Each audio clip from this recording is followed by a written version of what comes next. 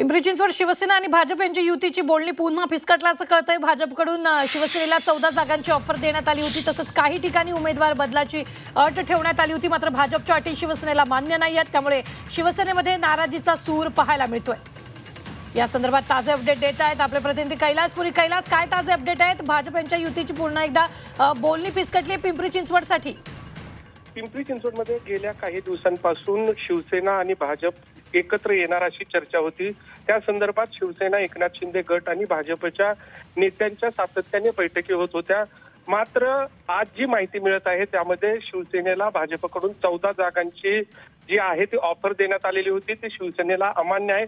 एवढंच नाही तर भाजपकडून काही ठिकाणी उमेदवार बदलण्याचीही मागणी करण्यात आलेली होती। काही ठिकाणी जे पुरुष उमेदवार आहेत त्या ठिकाणी महिला उमेदवार द्या असं भाजपकडून सांगण्यात येत होतं।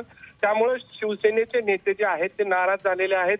एकतर 128 जागांमध्ये केवळ 14 जागा आणि त्यामध्येही भाजप उमेदवार शिवसेनेचे ठरवणार का, असा सवाल जो आहे ते स्थानिक नेते विचारत आहेत। अगदी कैलास, धन्यवाद ताजे अपडेट देण्यासाठी। आम्ही वेळोवेळी तुमच्याकडून या संदर्भातले ताजे अपडेट घेत राहणार आहोत।